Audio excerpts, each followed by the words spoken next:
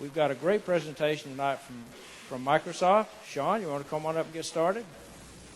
Oh, for the new members, I'm sorry. I'm Dave Sanders. I'm the president of the group. So it's all yours, Sean. All right, so good evening. My name is Sean Ivey. I'm a Microsoft TSP, Technical Solutions Professional. And I focus specifically on EMS, so Enterprise Mobility Suite. Now, this evening, I'm actually going to be talking a little bit about Azure Active Directory. So let me go ahead and pull this up real quick. I'm not going to PowerPoint you to death, I promise. I've got like 5 slides in total. But, oh, that doesn't help. It should.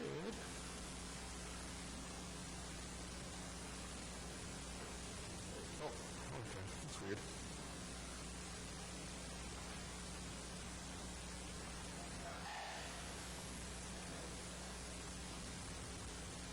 Okay, there we go.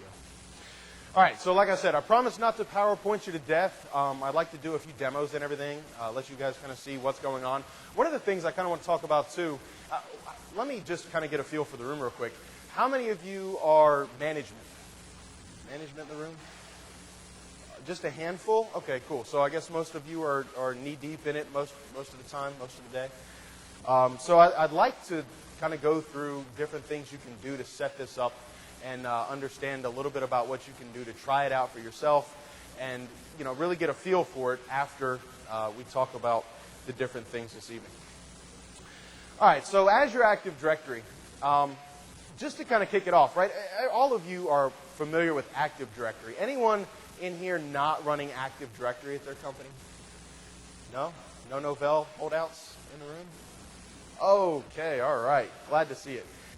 Because I'd come migrate you if you were. But anyway, so everyone's familiar with Active Directory then. You use it, it's your identity on premises. This is where you store your user accounts. This is where you store your devices. Azure Active Directory, at its heart, is no different. Right? The biggest difference, obviously, is that you're not hosting it on domain controllers that you have. This is a service that we're running in the cloud. We have your user identities up in this cloud. We also have your devices now as well, especially with the introduction of Windows 10. But not just Windows 10. I mean, there are other devices that you can enroll, mobile devices, iOS devices, Android devices, obviously Windows Phone. These different devices can exist within Azure Active Directory as well. So it's not much different, at least when you consider all things. At the base of it, it's not much different than what you're used to on premises. So one identity everywhere, that's really what we're going for. Where right now, I mean, you think about it, Active Directory came out when? 99 with the release of Windows 2000? That's kind of a long time. And it fundamentally, I mean, okay, great, we've added a lot of different features and functionality and stuff like that, but fundamentally, it's still the same product that it was when it released in Windows 2000. So here we are now, we've got this cloud world where everyone's got applications up in the cloud. Everyone's got these mobile devices constantly connected to the internet.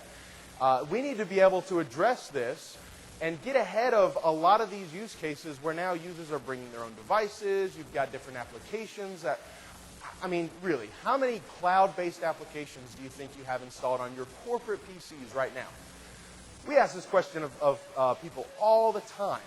And they're usually like, nah, we know exactly what's installed. They don't use cloud-based services. And then we go and use our Cloud App Discovery tool. I don't know if you've heard of that or not, but it's part of the EMS offering. So we install an agent on your corporate computers, and we look to see how many applications you're really using that are cloud-based. And it's amazing, the numbers that come back.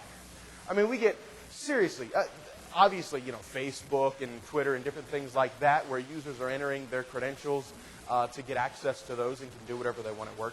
But also things like Dropbox. Okay, hold on a second. I've got Dropbox installed on my corporate computer. Now I can drag and drop any files I want into that and have it uploaded. Not so great from a security standpoint. So we need to get in front of this. We need to understand what's being used out there. We need to understand the technologies that we can bring to bear to get control of that as IT and make sure that we secure it in our environments. So single sign-on, obviously, is something that we want to bring to this. And by using your corporate credentials, something that you can control, something that you enforce the password on, you can set up multi-factor authentication, different things like that. they can then use these accounts to access those resources. Maybe you don't want to completely take away their ability to use these cloud-based applications, but at least make them do so with the corporate credentials that you supply them so that you can secure it. And then also get single sign-on with that. So now not only am I signing into my cloud-based applications using my corporate credentials, of course I still have access to all my on-prem stuff, just like I would regularly with Active Directory on premises. Self-service experiences. How much money do you guys think your help desk spend a year answering calls for password resets? I mean, how many calls do you think your help desk get? Hey, I forgot my password. I need to get it reset. What if that was a self-service portal and your help desk didn't have to answer another one of those calls? How awesome would that be?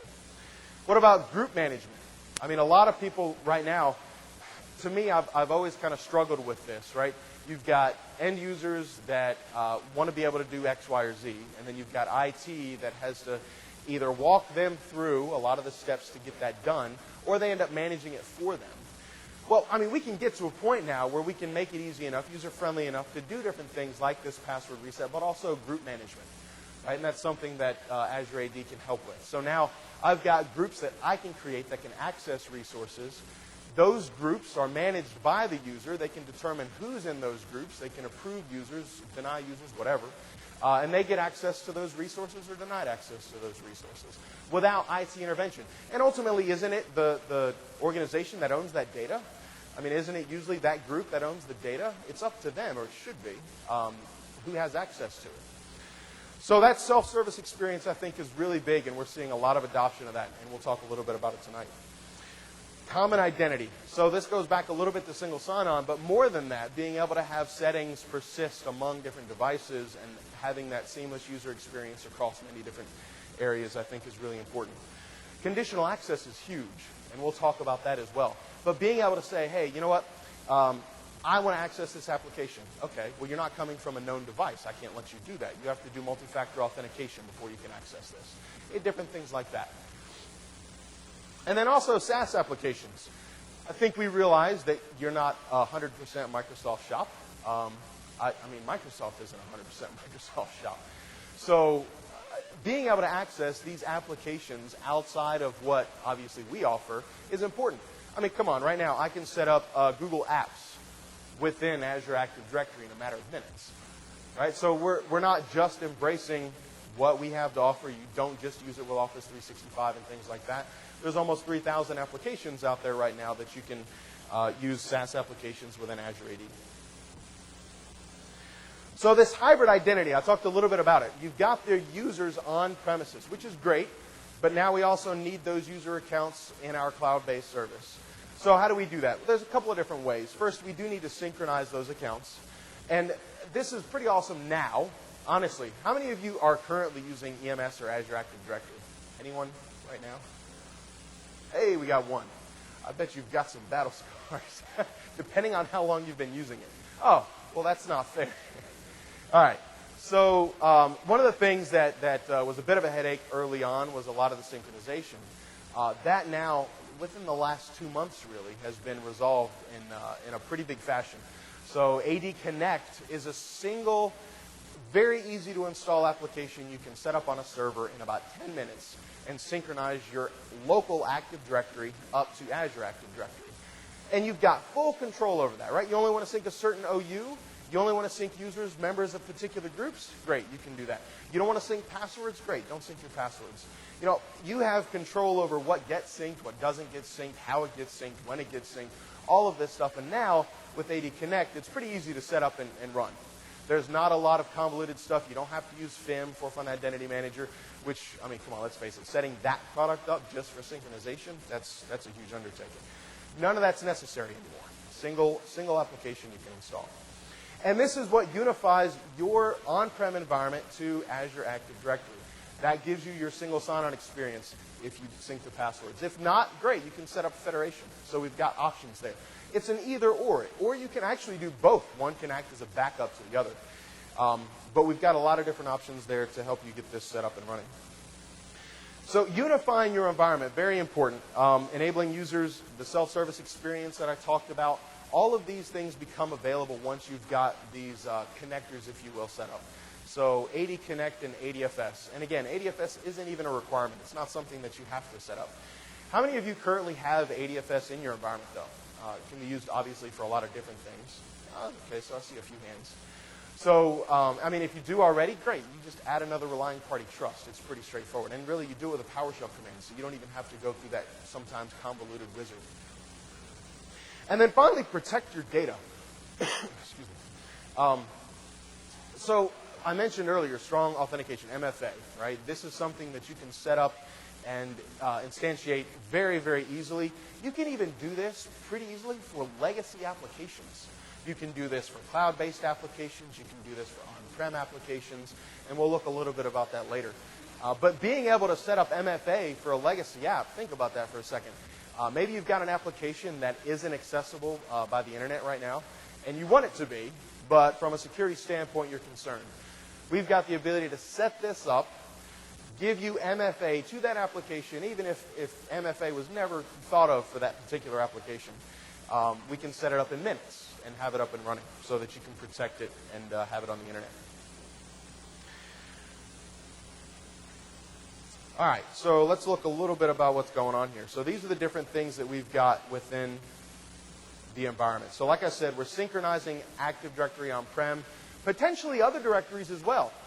Excuse me. So this is actually new. The AD Connect piece that I just talked about, it released a month or two ago. It doesn't just sync Active Directory. Right? Maybe you've got identities in SQL. Okay, great. We can sync that as well. So we've got a comprehensive solution to be able to take all of your different account stores and synchronize them up to Azure AD. This isn't just an Active Directory to Active Directory deal. Now, once those are synced, you now have the ability to do a lot of different things that we already talked about. So I mentioned the Microsoft apps, Office 365, Dynamics, different things like that. Those are the ones you would expect. But like I said, you also now have access to the different SaaS applications that are available within Azure AD. And some of these are very, very straightforward. I mean, it's literally a next affair to set up an application within your tenant. There's no need for you to go through some of the complex and convoluted steps that you would have to for ADFS to set up federations. We do all that on the back end for you. You don't have to transfer certificates to the partner and all this other stuff. That all magically happens in the cloud. We manage that and maintain it. You don't have to worry about the certificate expiring.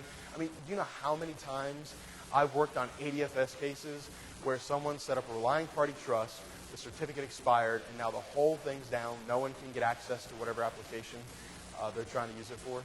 Constantly. So to be able to control that in the cloud for all of the applications on your behalf, I think is pretty compelling. And then finally, like I said, PCs and devices. Identity is changing, I think, in a really big way. And you're going to see this hit home a lot with Windows 10, but not just Windows 10, Android and iOS as well. No longer is the identity just the user.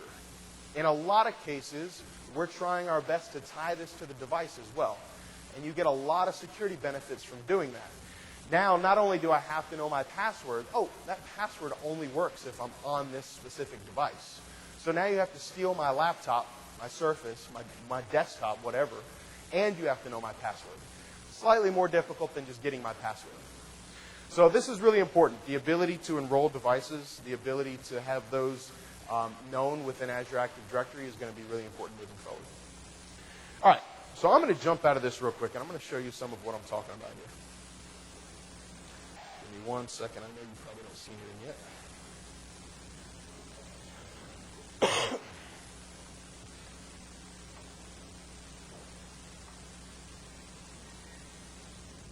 Yep. All right, cool. You see me clicking duplicate.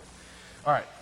So everything that you do within Azure Active Directory is really through this web page. So manage.windowsazure.com.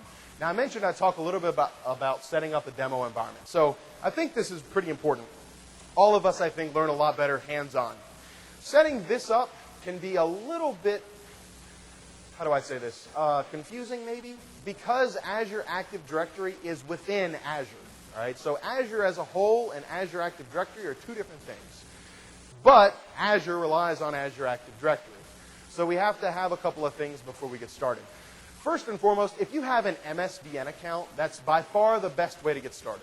If you have an MSDN account, you can go to your settings page and you can just enable this, and then you can go log in to manage.windowsazure.com, and you'll get logged right in. Right? It's pretty straightforward to set it up if you've got an MSDN account. If you don't, you can just search for Azure free trial, something like that. I actually was going to provide a link in the PowerPoint and decided not to because there's constantly different offers and stuff like that that come up, and the offer IDs change. But anyway, you can go grab the free trial. You do have to have a credit card. Now, if you're just doing Azure Active Directory, I mean, it's just a free trial. There's no chance of you charging anything with that credit card with just Azure AD. But do keep that in mind. In order to set it up and register for it outside of an MSDN account, you will need a credit card. Once you've got that set up, though, you'll see here that I've got a couple of different things within my Azure subscription. So I can actually come over here and hit New, and you'll see I've got Directory, and I can create one here. Very straightforward. Give it a name. This name is really just a friendly name. Doesn't matter too much. Give it a domain name. Now, if you'll notice, this is a .onmicrosoft.com. This is a domain name that we're providing you with. You don't have to have it registered anywhere or anything like that. So if you want to set up a test account, super, super, super easy to use this. Because now you got this onmicrosoft.com. I don't need you to go buy a domain name and register DNS records or anything like that. Of course, not terribly user-friendly. So when you go to do this in production, you wouldn't want to keep that, but we can add domains and everything like that later. And then you select the country or region you're in. That's it. So once you've created the directory, you'll see that you've got a couple of different things. I actually have 3 here. So these are 3 separate directories that I have set up. I'm just going to go into this bottom one. And you'll see that I have, under directory integration, 2 different things set up. So first and foremost, domains verified for sync. I've got one already verified and synchronizing. So I'm synchronizing my on-premise users and groups and things like that up to the directory. And then I also have a domain configured for single sign-on. So that's the federation piece. Again, not required, but depending on whether or not you're cool with syncing passwords, and again, you're not really syncing a password, right? You're syncing a hash of the password. But even if you're still worried from a security standpoint about that, you don't have to. You can do federation. Otherwise, you don't have to do the federation piece at all. You can completely bypass federation and get all of the pluses that come with Azure Active Directory.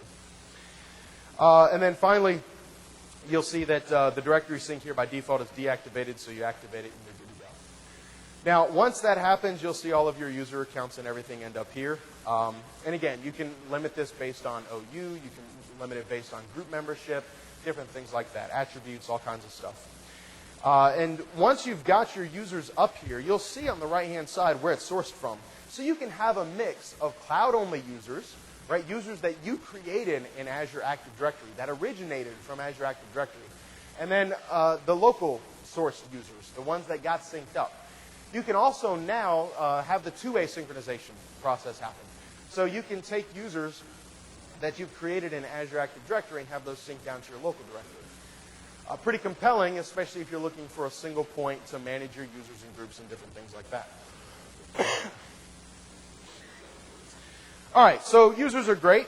I'm going to jump into one of them real quick, just so you can see some of the settings that can be configured. Not all of the attributes from your user accounts are synced up, and you can control some of these. But you can see, obviously, first, last name, display name, different things like that. Here, this role is actually talking about the Azure Active Directory role. This is not talking specifically about anything within your on-prem directory. And then you've got some settings down at the bottom, allow the user to sign in and access services, where the user's from, where it's sourced from, different things like that. If I come over here to work info, you'll see different things like their email address, their phone number, the department that they're in, job title if they have one, office number, whatever else you have populated in Active Directory that we sync up, you'll see here. You'll even see the manager ID and stuff like that if you have them linked in Active Directory. Now, the contact information is really important. And I wanted to show you this because this is important to understand before you jump in, especially to the MFA piece. You'll see the contact info here. OK, great. I don't really have any of this filled out. But if it was an AD, it would be synced up here. But then you also have the authentication contact info. OK. We separate the two. Right? So we can have whatever information you've got locally on your directory. And then we have information that can be, doesn't have to be, but can be controlled by the user. There's a couple reasons we do this, and actually it didn't used to be this way. We changed it based on customer feedback. But let's say that you have MFA set up to access a line of business application. Your user gets a new cell phone, a new number for whatever reason, or especially email address too. We see that often. How I have to call the help desk, tell them I have a new number, they have to go change it in Active Directory, I have to wait 3 hours for the sync to happen? No. Instead, what you can do is you can edit this specific authentication contact info. The user can, so that they can immediately get up and running with whatever it is that they're doing. So we keep those separate for a reason. Now, again, you can actually disable that. So if you don't want your users editing that information, great. You can turn it off so that they don't. But otherwise, that option's there. Where do they edit their own info? So I'll show you in a second, but the My Apps portal, myapps.microsoft.com. So this is a portal page that users can go to, and we'll be looking at that shortly. But there's a link there that actually allows you to go through and edit your contact info, access your applications, reset your password, do self-service group management, all those different things I was talking about. No, you're fine. And actually, I mean, as far as I'm concerned, this can be as open as you guys want, so feel free to ask questions. Okay.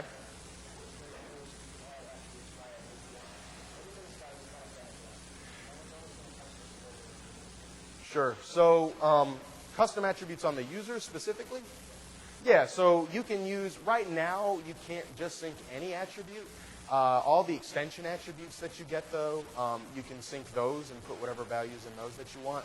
Now, I do know that they're looking at giving you the ability to be a lot more flexible.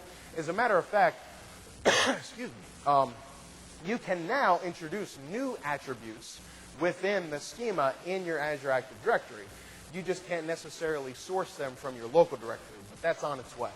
So those are different things that we're looking at, and I think it's going to get to the point where you can absolutely be very custom about how it's configured and what gets synced and what doesn't. Sure.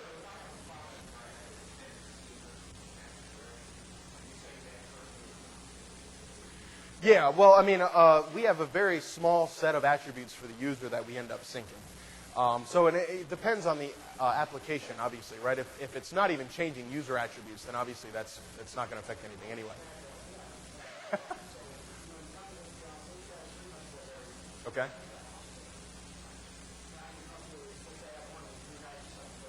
Sure.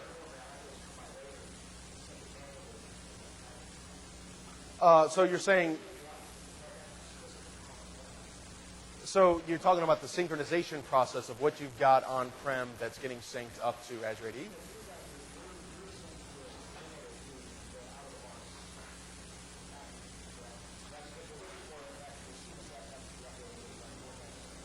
No. So that's absolutely very customizable within the synchronization engine itself. So have you played with like Forefront Identity Manager or anything like that before?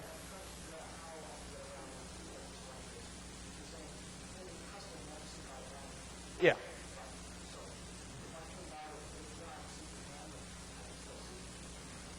No, you just flag that attribute as being synced, and that after you do that, that attribute will be synced from that point forward. What process? Yeah. Yeah. So you change the schema in your environment or whatever. You've got these brand new attributes. I mean, you could do this now. You go through and you tell, hey, you know what? You're not currently syncing this attribute, and I want you to. Checkbox. Cool. There you go. From that point forward, that attribute's getting synced. Yep, absolutely. Yeah, so, I mean, those are the type of things that we've enabled just recently with the AD Connect tool. So understand that a lot of this stuff, if you're on DirSync, if any of you that have this deployed right now, or if you don't, whatever, but if you're on DirSync, if you're on AAD Sync, any of these older tools, you want to make sure that you get upgraded as soon as possible to AD Connect. It's the one tool to rule them all, if you will, after having so many different tools that we've gone through that do the same thing. We went from, all right, cool, we need DirSync. Okay, well, DirSync doesn't do everything, so you may have to use FIM if you've got multiple forests. Oh, well, FIM's a pretty complicated setup. Let's create this new tool called AAD Sync. AAD Sync does multiple forests, and it does this. But guess what? It didn't do something that DirSync did before, specifically device sync. Anyway, so we went through like these 3 different versions of 3 different tools. Not just the one tool with many versions, 3 different tools with different versions before we finally landed on AD Connect that now incorporates everything from everywhere. So, yeah, anyway, if you've been playing with this at all and it hasn't been within the last month or so with AD Connect, go take a look again because that's where all the new stuff is. So I just clicked on devices here, and you can see that I've got devices and applications from which the user has signed in. So this is pretty cool. I can actually see at the user level. I can go to the user, and I can see the devices they signed in from. I can see the IP address that that device had when they signed in. I can see when they signed in and the location of that IP address as well. Now, if I click this drop-down box here, you'll see my registered devices. So I don't have much here, but you can see that I've got a single desktop. And this is actually a Windows 10 PC that I just joined before coming here. So just to show you that. You'll see the devices, Windows 10 devices that you've joined to Azure AD under the user accounts. The other thing you'll see under the user is actually the activity. So you can see from beginning to end everything the user's essentially done. And of course you can adjust the time frames and all that good stuff. And I think it just bubbles up in a much better, I guess, view than what you would get from on-prem. You can do this stuff on-prem.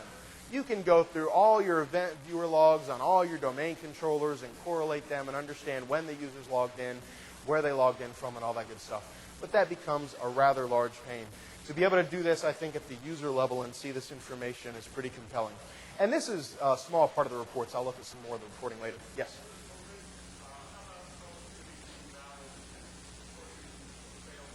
Great question. So troubleshooting those, are you worried about like account lockout and stuff like that?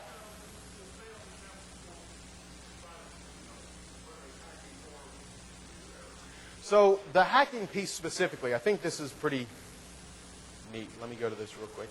So I'm back here. This is the Users tab. And you'll notice up at the top, I've got Users, Groups, Apps, Domains, Directory Integration, Configure, Reports, and Licenses. I'm going to jump over to Reports real quick. Now, there's a number of reports that you'll see here. Understand that some of these are included with the free version. Some of these are included with the premium version. So not all of them are available to you. Now, if you're doing the trial, you'll be trialing premium, so you'll see all of them. But you'll see sign-ins after multiple failures, sign-ins for multiple geographies. Right, so I can see whether or not, hey, you know, I was in Charlotte here, I logged in, and 2 minutes later I logged in from, I don't know, Hong Kong. That's interesting. Sign-ins from IP addresses with suspicious activity. So we actually have the Digital Crimes Unit at Microsoft, DCU, located up in Redmond.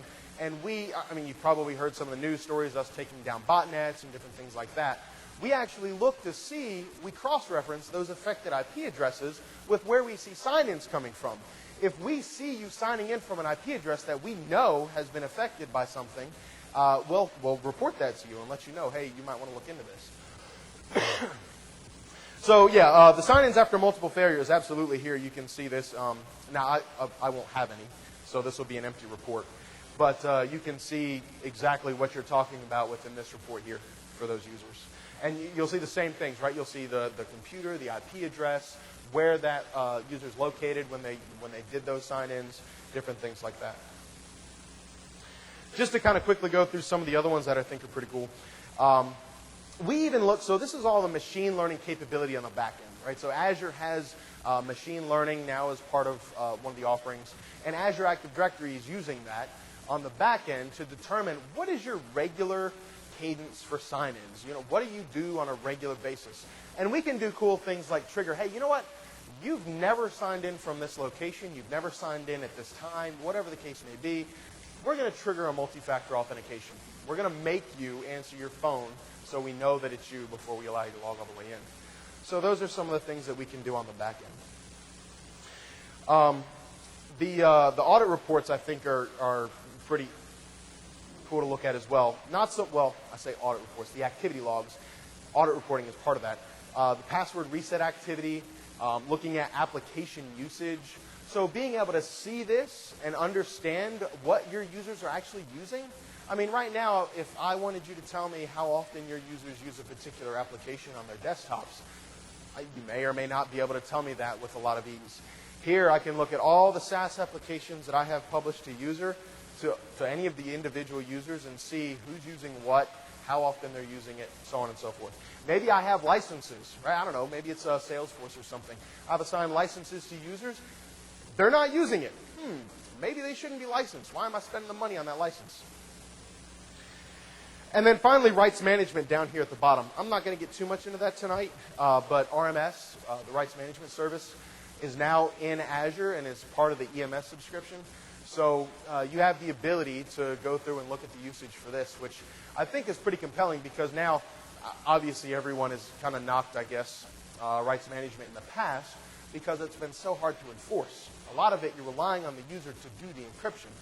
But that's really no longer the case. There's a lot of things you can do to make sure, certain patterns are matched within an email, certain files are saved to SharePoint sites, stuff like that. You can make sure that those documents are encrypted without the user having to intervene whatsoever. Any other questions about those reports before I move on? All right, cool. So one of the things I wanted to show you, we haven't even looked at the portal page yet, but let me go to this real quick.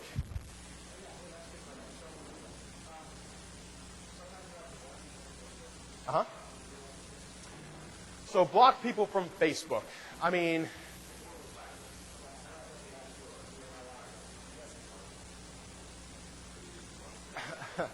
I can block them from using their corporate credentials from accessing Facebook. But I can't, like if they're on their iPhone or something and it's a registered device. So actually, I'm about to say no, but that's not entirely true. I can actually blacklist. So there's a lot of nuances to that question that makes it a little hard to answer. If we're talking about Intune, so I don't know if you guys are familiar with it, but Microsoft Intune, it's our MDM product. So I don't know, let's say you've got Windows 10, right, joined to MDM. You can absolutely limit access to certain browser pages, different things like that. You can do it on iOS as well. Kinda. So you have to have our managed browser to do it. And so if the user's opening up Safari, I don't know what to tell you. iOS does not allow me, or Apple I should say, does not allow anyone, not just Microsoft, but anyone to limit where a user goes within Safari, period. I can log that activity, but I can't limit what they do. Now you open up my managed browser that's managed through Intune, then yeah, absolutely, I can blacklist Facebook all day long. And I think that's important, and a lot of this goes back to this new BYOD paradigm that we see everywhere. Users have their own devices, right? It's not just a company-issued device. You can't tell them what they can and can't do on their device, or at least you shouldn't be able to. And Apple is very fond of reminding you of that on a regular basis. So, yeah, there's some things you can do to block that, but outright, unless you completely own that device and have some sort of agent on it, not so much.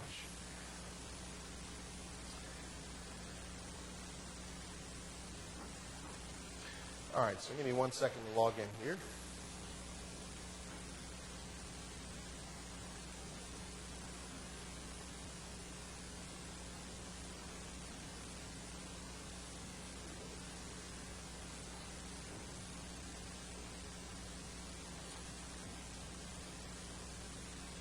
All right, so this is the My Apps page that you get as an end user. Now, there's a couple of different things you can do with this. How many of you, so I know there weren't many hands raised when I asked about Azure Active Directory. How many of you are on Office 365? Hey, a lot more hands. You're all on Azure Active Directory, right? Office 365 uses Azure AD in the back end. Now, obviously, the premium SKU is different. Maybe you're not on premium, that's fine. But ultimately, you're using Azure Active Directory on the back end. And we call it the waffle, the little, quick launch at the top left in Office 365. Everything that you put on this ends up there. So if you're an Office 365 user, I get this all the time. Why would I use My Apps when everything I do is in Office 365? Okay, great. I can publish applications to this My Apps portal, but all of those show up in Office 365. Just to kind of show you that real quick.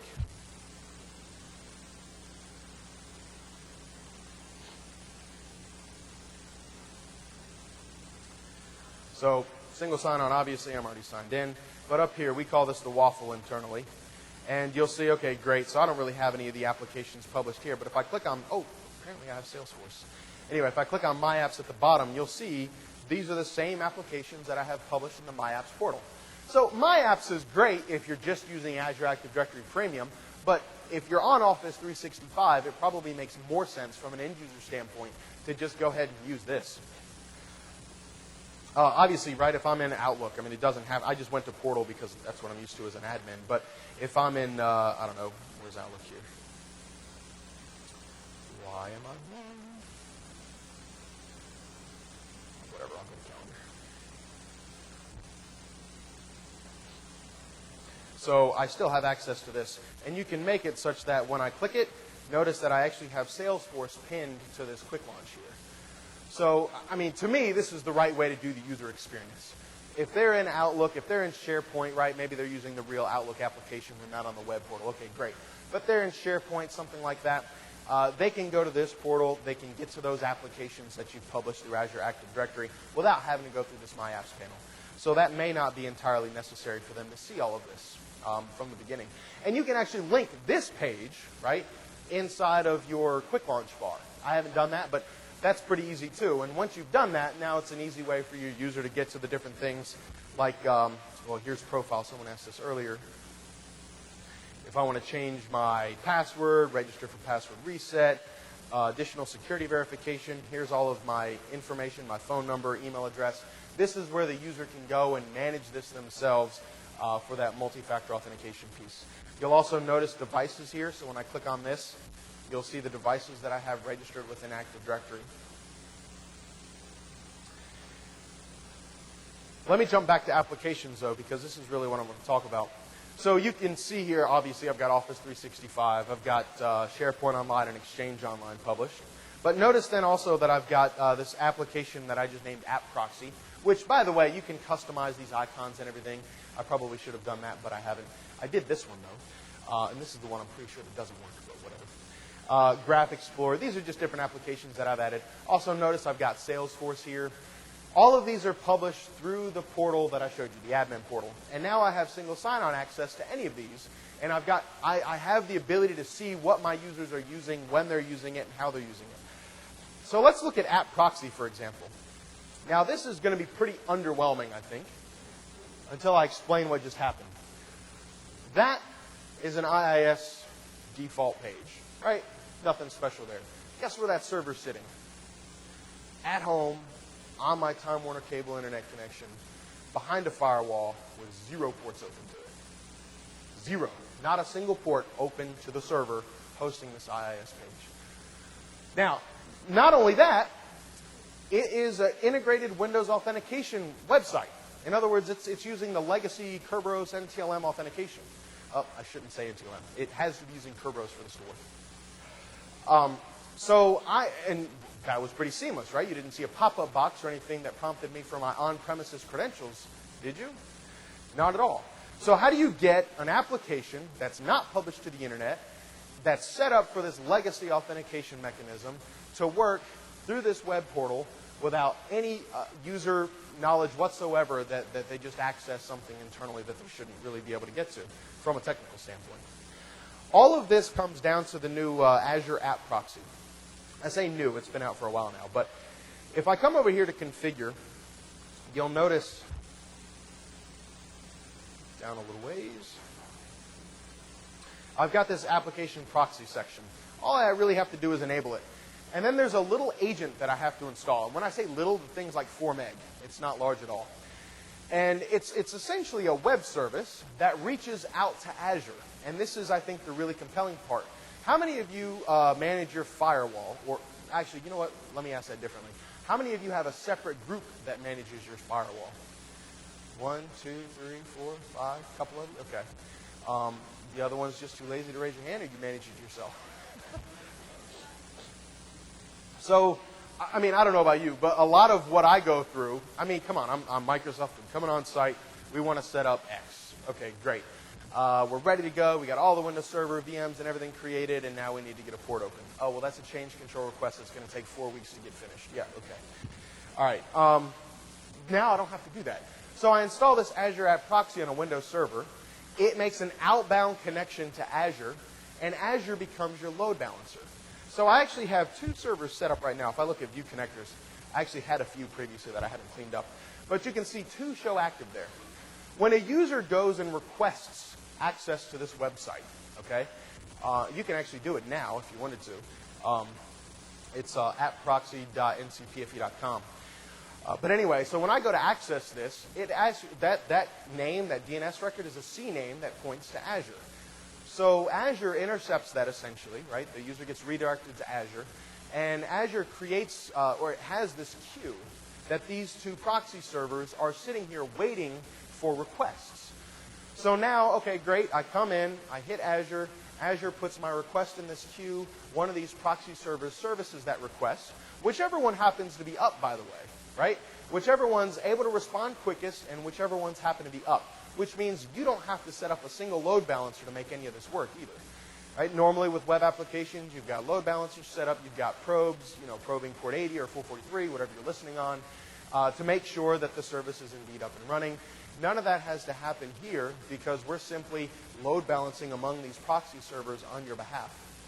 So my request gets answered by one, or picked up by one of these proxies, taken on-prem, and that's pushed out to whatever web server that I was trying to access based on the name that I used to access it. I get a response back from that web server. It goes to the proxy. The proxy sends the response up to the queue.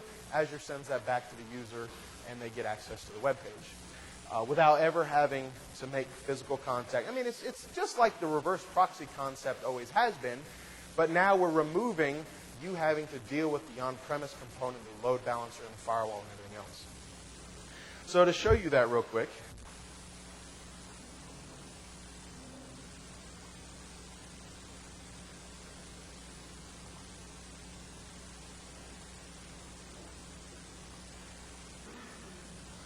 pretty straightforward. Oops. Microsoft Azure Active Directory Application Proxy Connector. This only service that runs on this box. I have this service running on 2 servers. Those are the ones you saw in the portal. And again, like I said, they're just sitting up there waiting for requests. Oh, these servers are overwhelmed because of the amount of load? Great. Install the 4 meg file on another Windows server on-prem. Don't worry about the load balancer being overloaded. We'll handle that in the cloud for you.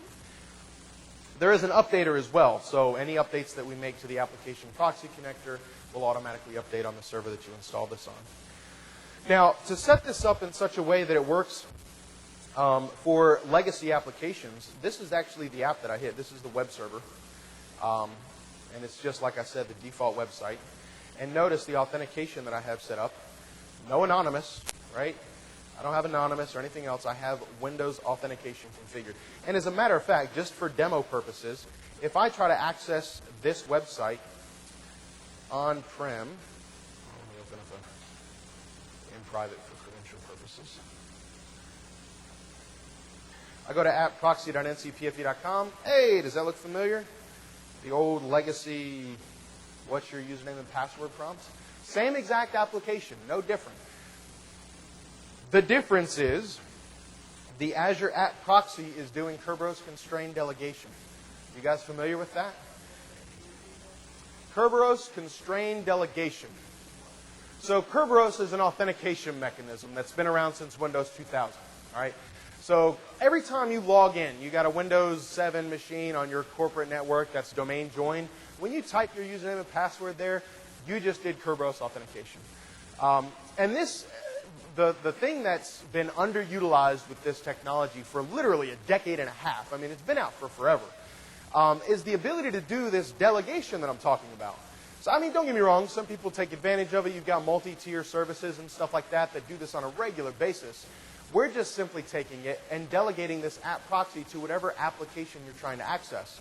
So now, and it's really easy to set up. If you set up anything with a service principal name before, then you're probably going to be pretty comfortable with this. So if I look at my servers, and I look at my app proxy, zoom in here, and I look at my actual computer account for the app proxy, I'll go to the, okay, where's my mouse? I'll go to the delegation tab, and you'll see that I have trust this computer for delegation to specified services, and it's specifically going to that appproxy.ncpfe.com website. So now this Azure App Proxy server that I have installed is trusted to get a Kerberos ticket on behalf of users who are specifically accessing this application. So we're keeping it secure by limiting what it can get access to. There's actually, this is what we call constrained delegation. There's actually unconstrained, which is the middle one there. Yes?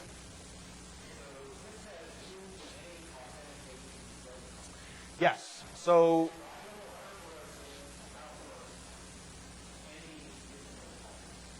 any gives you what? Pause? Okay, yeah, it is a little concerning at first, right? So there's two different options here. You'll notice use Kerberos only, and then the use any authentication protocol that we just mentioned. All right, so why am I doing one over the other, and what, if any, concerns are there? So one is just constrained delegation. That's what we refer to it as, and that's use Kerberos only. The other one, the one that's selected to make this work, use any authentication protocol, this is what we call protocol transition. We're allowing the app proxy to take the forms-based authentication of Azure Active Directory, right? And if you're federated, technically it's coming from ADFS. And it's allowing that to be transitioned to Kerberos. So now I can select a Kerberos ticket based on the authentication mechanism that came from Azure Active Directory, which can't be Kerberos. It's not possible, right? Azure Active Directory is not in your on-prem environment. Yes? No, you're fine.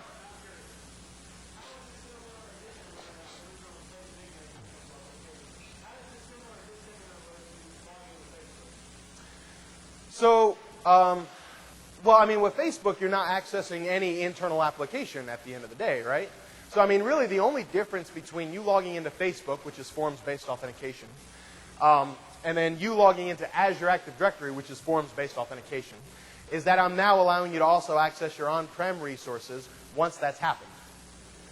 I mean, ultimately, so forms-based authentication, if you don't work with it on a regular basis, it's really just a web-based authentication.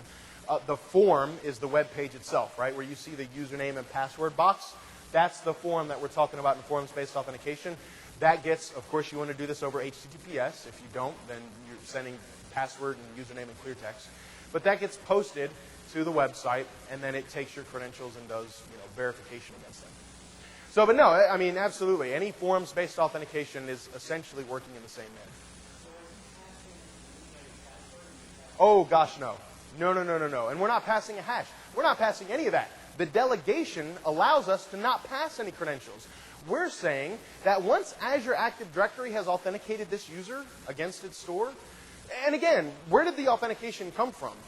It could have come from two different places, depending on how you have this configured. It could have come from ADFS, right, which is a trusted server joined to your Active Directory environment, or it could have come from Azure Active Directory because you've done the password hash sync. So either of those two places is where the auth could have originated. And once it does that verification, it sends the response to the app proxy saying, yeah, this is a verified user. Go ahead and give them access to whatever it was that they requested. But no credentials passed whatsoever. Yes?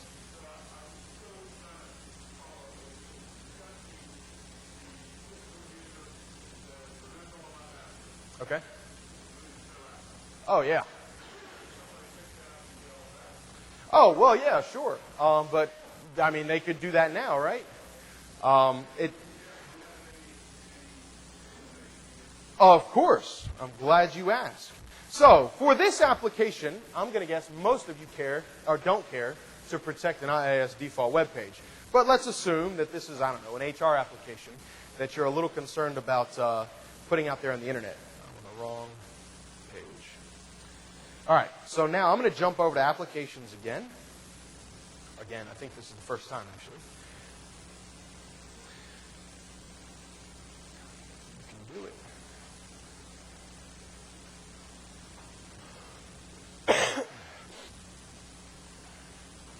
All right, so there's my app proxy application. Users and groups. So first and foremost, understand that you can decide what users do or don't have access to this. Now, once you've done that, now actually I'll check this just so you can see it here. So the only user that I have assigned is the one that I just showed you. None of these others would be able to access it anyway. But I can come over here to configure. Being told we need to take a break, so right after this we'll break. Yeah. You don't have to do it. Absolutely. I've only done it per user in my environment because I've got so few users, but 100%. You want to create a group, you can even create a dynamic group based on attributes that you have syncing from Active Directory and say, all right, cool, this dynamic group has access to this application. All right, so when I scroll down to the bottom here, you'll notice that there's this enable access rules that I currently have off. I'll go ahead and turn that on. And I'll say, hey, you know what? I'm going to go ahead and require multi-factor authentication. So now when I go to access this app, right, and actually, this usually takes a minute or two. I don't know that it'll happen immediately. Let's see.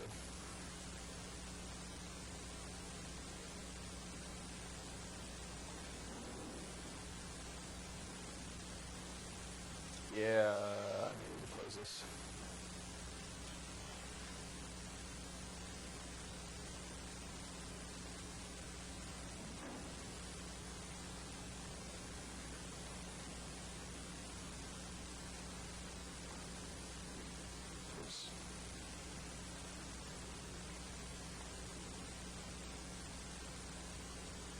So here I am. This is me not going through the portal, right? So you're not going to see single sign-on, obviously.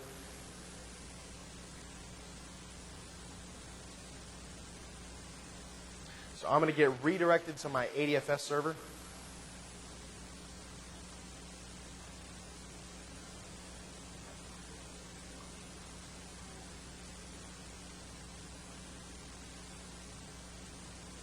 And there we go. So now accessing this application, assuming I've got a cell signal. Hey, I do. Vibrate.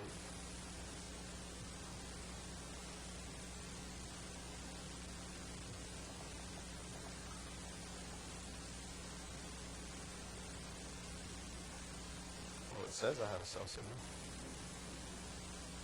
I tried this earlier in here, and it took me a few times to get it. But hopefully that gives you an idea, right? I mean, ultimately, this thing's going to call my number. You can set this up in a multitude of ways. You can say, hey, all they have to do is hit the pound key. That verified they had the phone that's registered with the company. You can make it such that they have to enter a PIN in addition to answering the phone. You can do text messages. You can do all sorts of different things like that. But now, they lost their laptop. They had the save password set. Who cares? They also have to have the phone to be able to actually authenticate. Yes? So I don't know exactly how all that's going to play in yet. The product group has been a bit tight-lipped, but I know with like the Windows Hello feature in 10, right, the facial, hey, that's who you are, automatically logged in, I would imagine some of that's going to come into play, but I don't know exactly where they're at with that just yet. All right, so I'm being told to break, so let's go ahead. How long is the break, guys? Did I go through it? 15? All right, 15-minute break.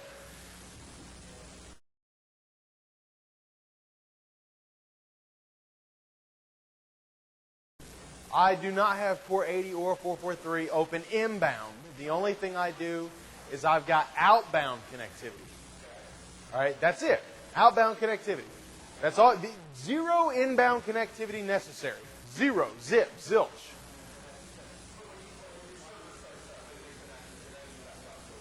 Yes. My on-prem server makes an outbound connection to Azure. And then Azure simply has this queue that it fills up with requests, and my server reads those requests. That's it. All right, so there's literally zero inbound port requirements. Outbound, absolutely, 100%. You have to have, so I know some people absolutely do block outbound connectivity, and if you're doing that at all, then no, this is not going to work in any way, shape, or form. You do have to have outbound connectivity, but that's it. There is literally nothing required on the inbound side whatsoever for this to work. Now, it's funny because, of course, I go over there, grab a drink, and I see the voicemail that was left from this thing. So it did come through, but hopefully that answers your question, though, right? I mean, obviously, you do have to be concerned, right? Someone loses their laptop, they've saved their passwords, whatever. And, I mean, that can be the case now. You've got Credential Vault in Windows 7. Right? If they gain access to your laptop through your username and password, that Credential Vault is now theirs. I mean, they can get access to not just whatever internet applications they may have saved those credentials to, but also any corporate applications they may have saved those applications to. So, I mean, I could actually, I think I could make the argument that you could be more secure in this setup because I can force that multi-factor authentication for those web-based apps. So keep that in mind.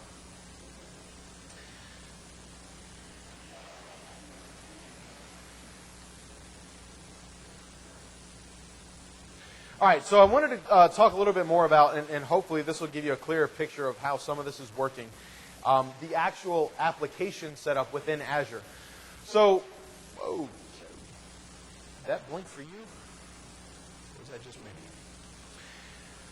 So if I'm looking at applications here, you'll see down at the bottom I have add. Now, there's 3 different options when I go to add an application.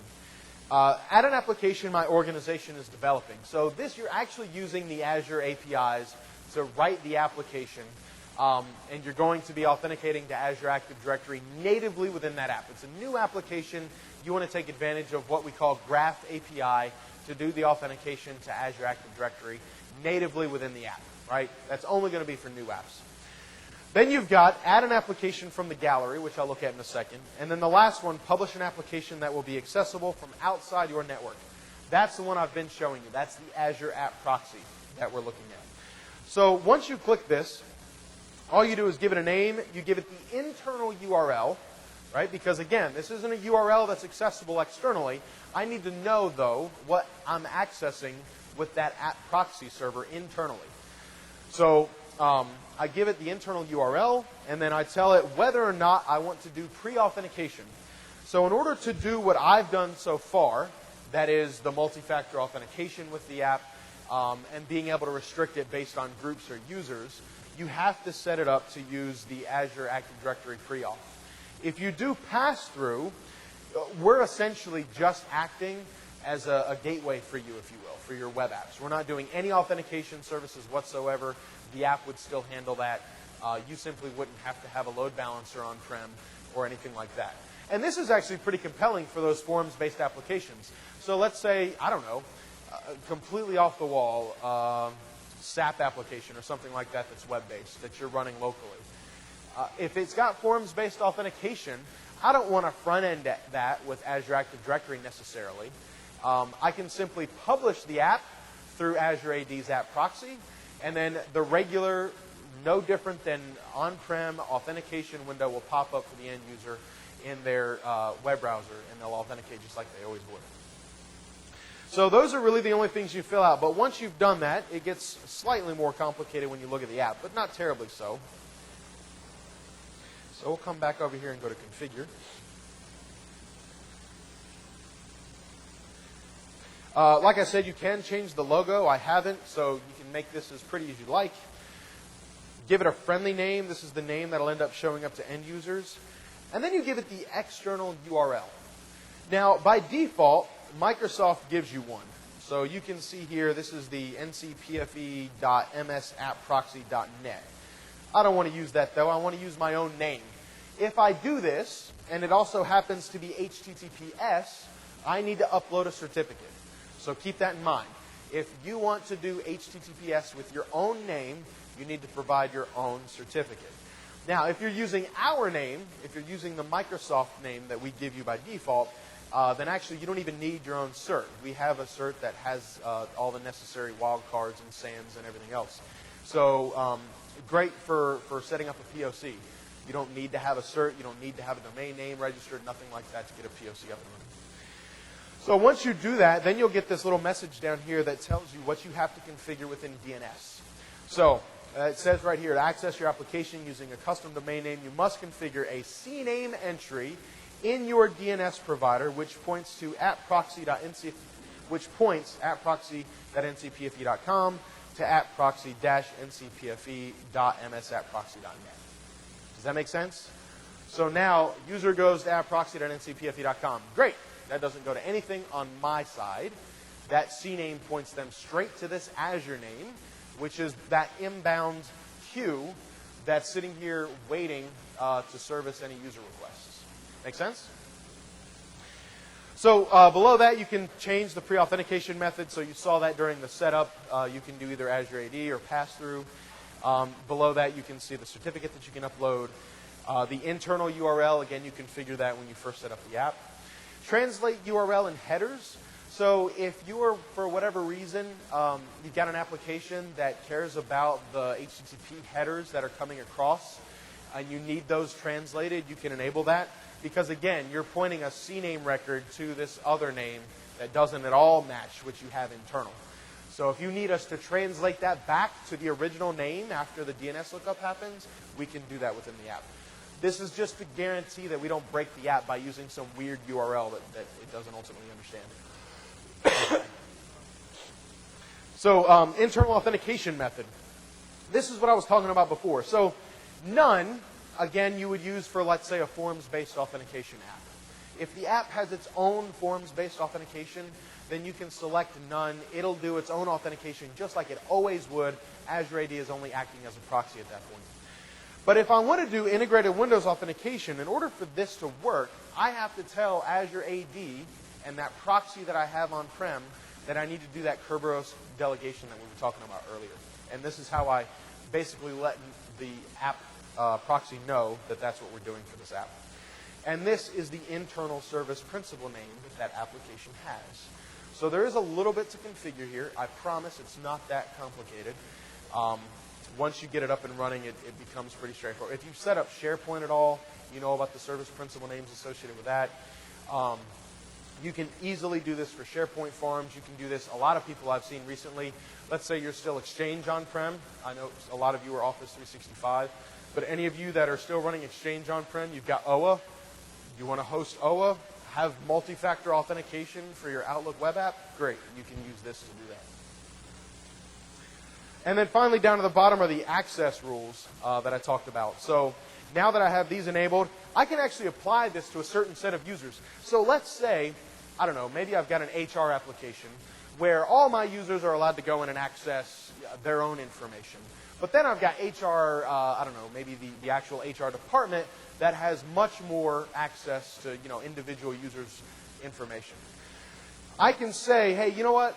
Multi-factor authentication is only required for those HR people because they have way too much access to not be doing multi-factor auth.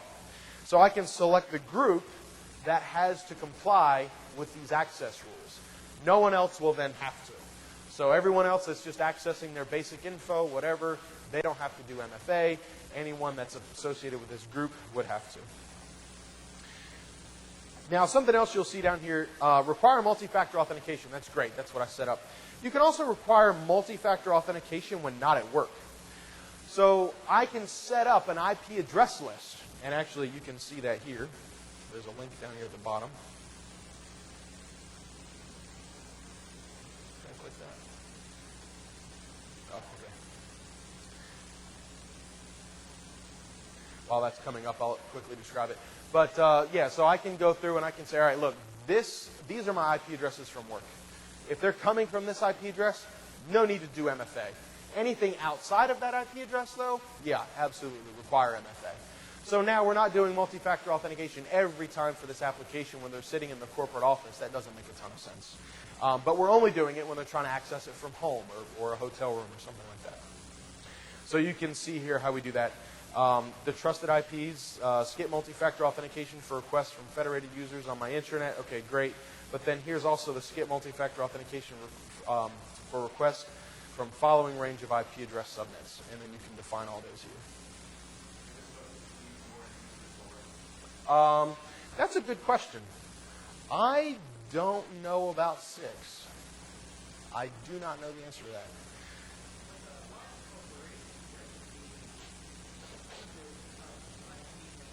Sure. Oh, you have no idea how many times I've heard that asked, and I can't wait until it can, but right now, no. Yeah. Now, understand, too, though, that you're not, so let me back up a second. I may not have made this terribly clear. These IP address ranges are what your company's internet presence is. This would not be the IP address that you're sitting at, your desk with. This would be the IP address that you're originating from on the internet. I'm accessing an internet-based resource. I show up using one of your public IPv4 addresses coming from within the company. Does that make sense? So that should be considerably smaller than the number of subnets that you've got internally. Understandably, though, you still have you still have quite a few IP addresses, IPv4 blocks or whatever that you've got on the internet. But yeah, so don't think so much internal subnets. These are subnets that you would have internet facing that it looks like your users are originating from. Does that make sense?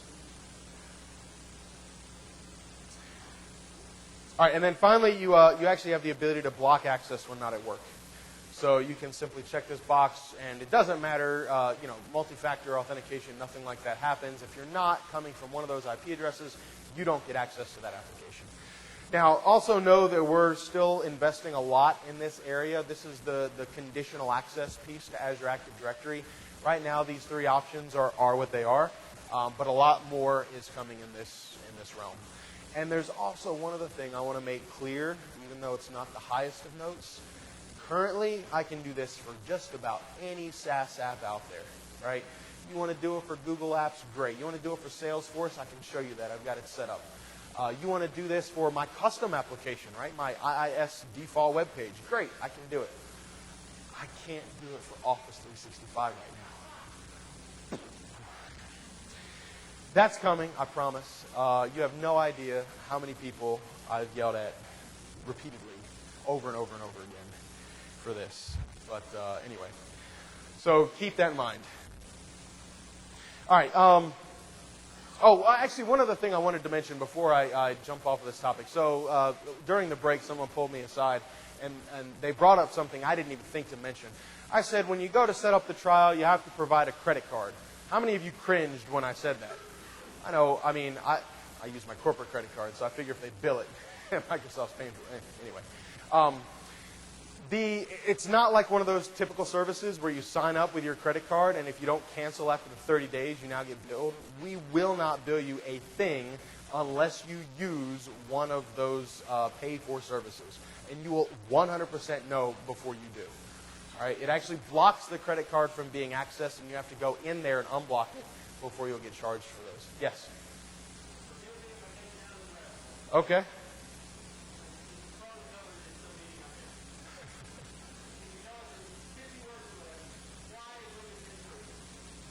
Ha!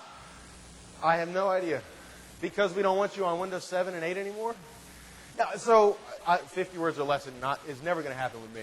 I think the biggest and most compelling right now, what's the problem with Android? From a security standpoint, what's the problem with Android? Fragmentation. What do we do with Windows 10? I mean, we're just introducing yet another OS. What's that? 3. Yeah. Yeah, I mean, we've reduced the number of SKUs from what we've had in the past.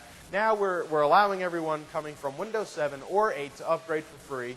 You know, hopefully everyone does, and that should reduce our footprint on the older OSs. We've now got an OS that we've said, hey, guess what? If you're on the home SKU, you don't have an option as to whether or not you get the security update. You're getting it, right?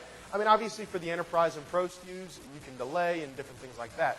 So I really think a lot of it has to do with the reduction of fragmentation, the increase in security. Okay, sounds good to me.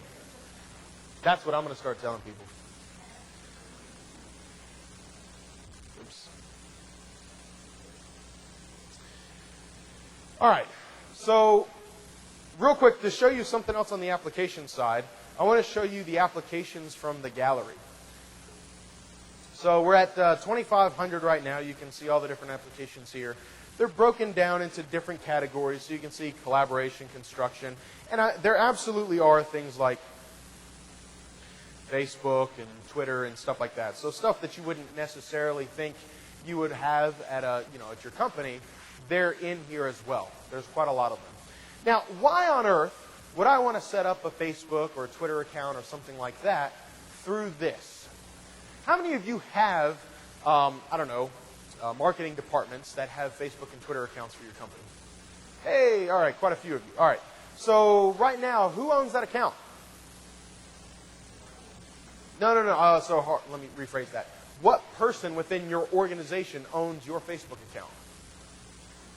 Someone within marketing? Did you create a generic account that someone knows the password? I don't know. There's a million different ways you could have set it up. With this, IT can get complete control over it, delegate those credentials out to individual users so we can see who did what when. That's why you would set this up. So basically what I do is I come in here, I create Facebook as an application. You now can assign that to users, just like I showed you with the other application. You can assign it to groups, whatever. All right.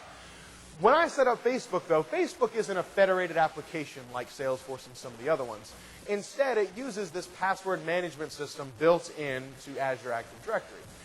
I create the account using this administrative password that gets changed on an interval. Right? So no one really knows what this password is. Now I delegate access to individual users who need access to my company's Facebook page, and they log in with their own credentials. Azure takes and logs into Facebook using the credentials that I, as an IT administrator, set up.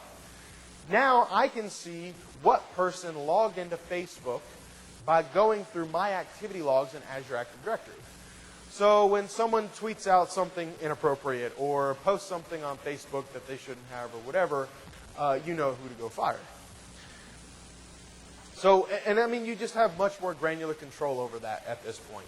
And now anyone can't just go in and get access to whatever your social media services web pages are.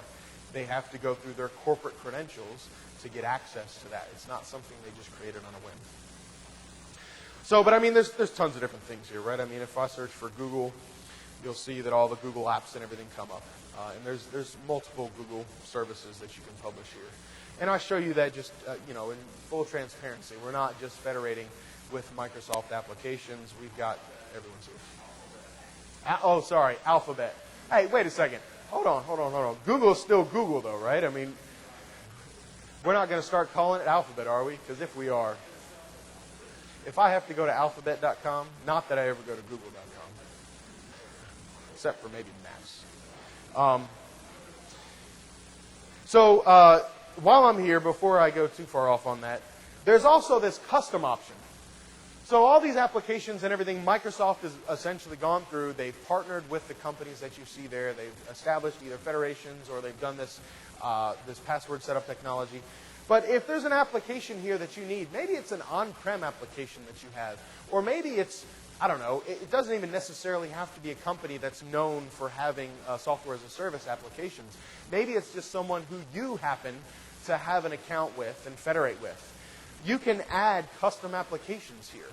And you can configure the federation. As long as it's a SAML or WS Federation-based application, you can configure it to work with Azure Active Directory. So, and again, right, you can do this on-prem. You could do this through your ADFS server. You could. You absolutely could. But now you have to manage your certificate. You've got to manage the relying party trust claim rules and all this other stuff. Here, I can throw it in with the rest of my applications that I have published through Azure AD, and I can manage all that stuff in the cloud. So I'll just quickly create one.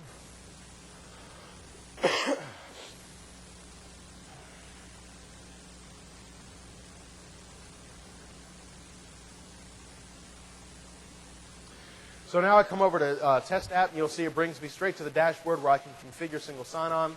You'll notice that I've got the ability to set up Windows Azure Active Directory single sign-on, password single sign-on, or I can even set it up to do existing single sign-on.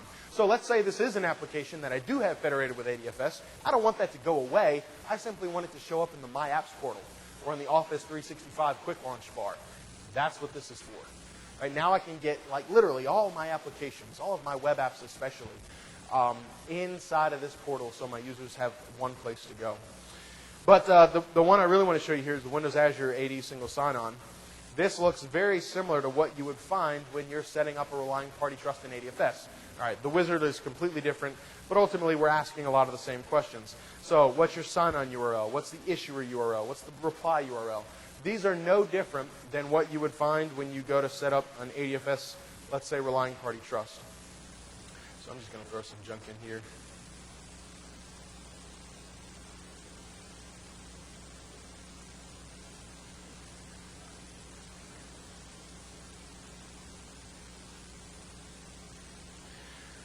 Now, it'll actually tell me, hey, these are the URLs that you need to configure the application with in order for this to work. So you'll see the issuer URL for Azure Active Directory, sts.windows.net. You can see the sign-in URL, and you can see the single sign-out URL as well.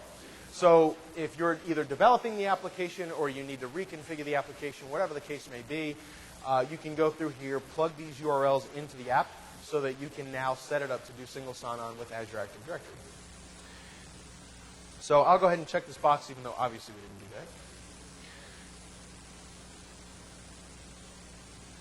that. Oh, and, well, it's being slow enough. The download certificate there. So this is the other piece, obviously, that I need. So the certificate, again, like I said, you don't have to worry about the creation of this, the renewal of this. Microsoft does all of that. All you have to do is plug in the thumbprint to your application that you're trying to federate with this Azure AD setup. And that's it. So once this is done, you hit the checkbox and your application's there. If you've configured the application on your side, now you have the application showing up in your My Apps portal. User clicks on that link, they get seamless SSO, and they're able to access the application.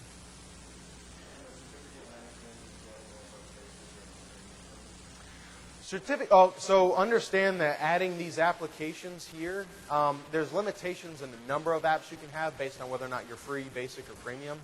But ultimately, the features that you have within those are full-fledged, right? It's just that I think free you get like 10, or maybe that's basic, I don't remember.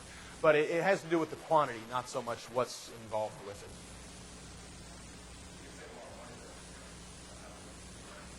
Oh, yeah, absolutely. Yeah, I mean, managing certificates can be awfully painful, no doubt. What if you do have your own CA? That, in this case, for what I just showed you, that doesn't matter. Only because the certificate that's being used right now is signing a SAML token that's coming from Azure Active Directory, and your application just trusts it. All right? So if you have your own PKI internally, right, you've got your own certificate authority, and you had your own ADFS server, then absolutely, you could create your own certificate, put it on that ADFS server, it would sign the tokens with your certificate. But because we're offloading that capability, right, we're taking it out of the hands of ADFS and putting it in Azure Active Directory, you don't even have to worry about the certificate. The only thing you have to do is make sure the application trusts it, but you're no longer the owner of that cert. All right, any questions on that? We good? I think I've got about 10 minutes left, right? We end at 8:15, is that right? So I'm going to jump over here to the multi-factor authentication page real quick, just to show you some of the things that are out and available. How many of you have looked at MFA from Azure before? Any of you considered implementing it or using it? Looked at it? So not too many of you just yet. You don't count. So there's one, wow, how do I say this? The multi-factor authentication is great, especially when you do it at the app level, right? Like I've showed you all night. That multi-factor authentication component is pretty awesome, to be honest. It's so easy to set up and use, and it's per application. What if you've got maybe a high-value target? A lot of companies refer to, I don't know, maybe your CSO or someone like that. You want to make them multi-factor off for everything. You can do that. You can come in here and you can say, all right, you know what? This Sean guy, he has way too much access to way too much stuff. Maybe you do this specifically for your administrative accounts, whatever. You can enable this, and you can enforce it too. Slightly different. Anyway, we come up here. I enable multi-factor authentication. I'm not going to do that now. I'll mess up the rest of my demo. But now, anything I access related to Azure Active Directory, I'll get a phone call for, or whatever I have it set up for. That will now translate to my thick client apps as well, right? Outlook, Link, anything that I'm using, OneDrive for business, all this stuff. There's one problem with that. Right now, the Outlook applications don't support MFA natively. So you have to use this thing called an app password. I'm telling you this because if anyone tries to, if you go to look at this in the future, someone mentions app password, and I mean, seriously, it just shatters hopes because it's such a pain to set this up and make work for end users. Right now, there's a public preview to update Office 2013 to make it compatible with the MFA so that you're not doing the app password stuff. What's that? What link? The so all of this is off of manage.azureactivedirectory.com. There's not a specific link. Well, I guess there is. But normally you would simply go to your Azure Active Directory page and then go to the multi-factor authentication and you're good to go. So yeah, the app passwords allow users to create app passwords to sign into non-browser apps.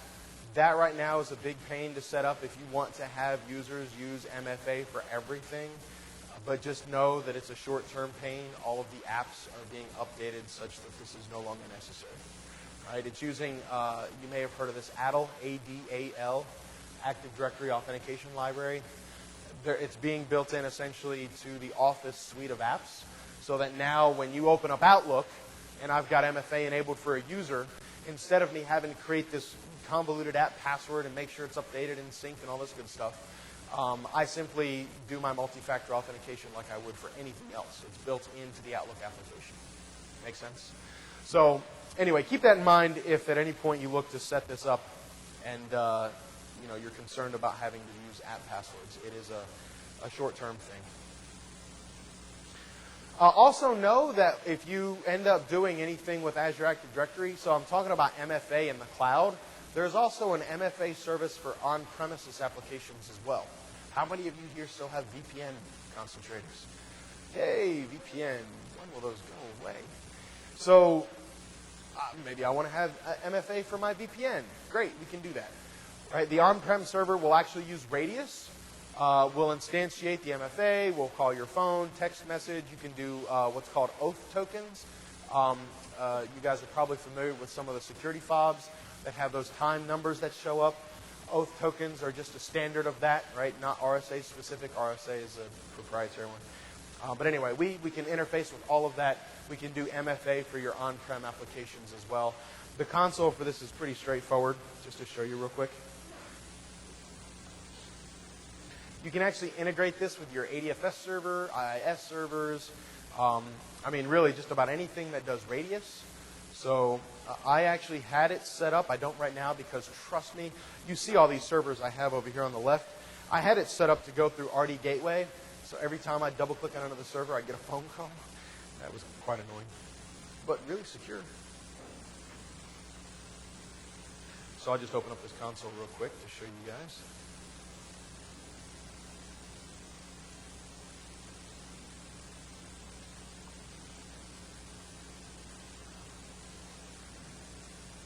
All right, so you can see here that I've got a couple of things. Wow, I really can't find my mouse when I'm zoomed in. Sorry. You can see users. These users are simply straight from Active Directory. You can create your own if you want. You can sync from AD, whatever the case may be. Like I said, Radius authentication, IIS authentication, LDAP auth, ADFS auth, all of these different things it can integrate with and interface with. It's actually using the MFA service in Azure. So don't let this fool you. There is a server on-prem. Yep, absolutely. But the phone call is not now coming from your on-prem server. Everything still happens through Azure. It's all controlled through Azure.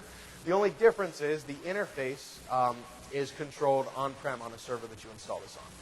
So again, all of your SaaS applications and everything, Office 365, all that good stuff will be managed in the cloud like I've shown you the rest of this evening. But anything that you want to have MFA set up for on-prem, you can do with this product. And again, it's licensed with Azure Active Directory Premium. You just have to set up a server with the software installed. Any questions on that? Yes.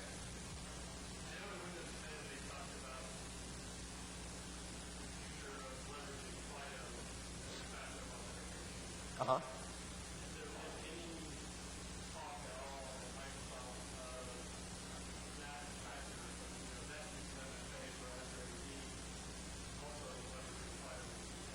So, I mean, honestly, not being on the product group, I don't have any inside knowledge on what their product plans look like right now. I mean, I do know that MFA has been a huge investment area for us. So I would certainly imagine that that's got to be something on their roadmap. I have no idea what the time frame looks like, though, at this point. So, yeah, I mean, right now, and stuff pops up every day. I'm not joking. This has got to be now the hardest part of my job. Previously, I mean, I've been at Microsoft for about 7 years now. And, okay, great. Windows 2008 came out. All right, hurry up and learn everything about 2008. Oh, 2 years later, 2008 R2 was released. Okay, cool. I had 2 years to become awesome at 2008. Now I have 2008 R2 to learn. Oh, 2012, two years later. So that's no longer happening, right? Azure Active Directory, you see updates pushed to this stuff. Intune, Office 365 on a continual basis. So, yeah, especially if it's something that you need, I wouldn't be hesitant at all to say that it'll happen in the very near term. If you have an account rep, he can probably get you in touch with someone that can answer that or look at the roadmap to see specifically what's happening there. One last thing I want to show you before I cut this off. So let me jump on a virtual machine. How many of you have seen the Azure Active Directory Windows 10 domain join? So this, to me, is a pretty cool experience. So let's say that you want to enable, again, this whole BYOD scenario. User goes to Best Buy or wherever they go to purchase their laptop, and now they want to be able to get their company email. They want to be able to get, you know, link and different. Link. Wow, did I really? Is this recorded? Sorry, Skype. These for business. Yeah. All this other stuff on their new laptop. How do they do it?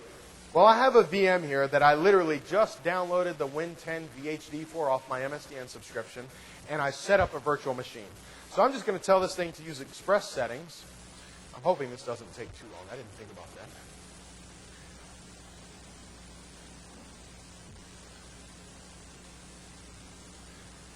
Come on, SSD. So, and again, this is the out-of-box experience, right? So you can certainly do this from a machine that's already been set up and configured and everything else. But assuming you've just bought a brand new computer, you're going through the setup process, this to me is pretty compelling. Once it finishes, choose how you'll connect. Hey, look at this. Join a domain. That's your traditional on-prem Active Directory. Join Azure AD. So now I can click this. It gives me a little description about why I would or wouldn't do either one of those two. And then I'll go ahead and hit continue. Now, it's going to ask me for my username and password. And, of course, this is my regular company password. Notice as soon as I tab to password, it's redirecting me to my ADFS page.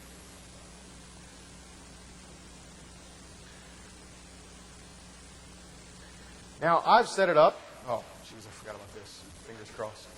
I've set it up specifically so that in order for you to join a device, hey, I'm getting a phone call. Verification system. Please press the pound key to finish your account has been verified. Stop. And there we go. So MFA, phone call, all that stuff happened. You can require it. You don't have to require it. Whatever you want. But obviously, this is a cloud-based service. You're no longer protecting it with your firewall like you would on-prem. So having MFA set up, I think, is really important. I cannot stress this enough from a security standpoint. When you have device registration enabled, that device becomes a second factor of authentication. A certificate is now on that virtual machine from that enrollment process. And if I'm coming from an enrolled device, I can do certain things like, hey, you know what? I don't require MFA for devices that are enrolled. I do for ones that are not. That's a second factor of authentication. In order to get it, you better require a second factor of authentication. So super important, I think. But hopefully you see that this is pretty straightforward, and I think most end users could walk that through. As long as you tell them whether or not to select either the top one or the bottom one, ultimately you click the next button, type in your username and password, and now this thing is joined to my my Active Directory domain. So I actually type in my cloud credentials, right? That never started up this virtual machine before, and now it's logging me in with my Azure Active Directory credentials. All right, any questions on that before I end for the evening? Any question on anything for that matter? Yes.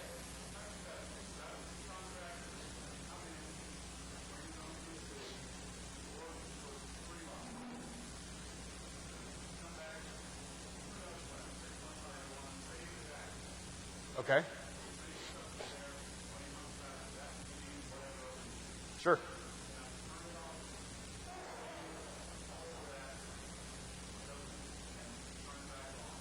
Yeah, essentially. And I mean, so now that this is the difference from what you've done with a traditional Active Directory domain joined computer. What's tying your user account to the computer account in traditional AD? Nothing, right? There's no tie. There's nothing that says this user's computer is this one. Really? I mean, there's nothing that says that. With this, there absolutely is. The user's SID is on that object that we created. So now, when I disable that user account, the credential from the computer goes with it. When I re-enable it, there we go. We're good to go. So honestly, I'm not entirely sure what it would look like from the end user perspective. I don't think they would have to be honest. As long as he didn't remove it from his computer. Obviously, if he goes through the settings and removes it, that's a different story. But if he didn't do that, then I don't see why you would even have to go through that process again.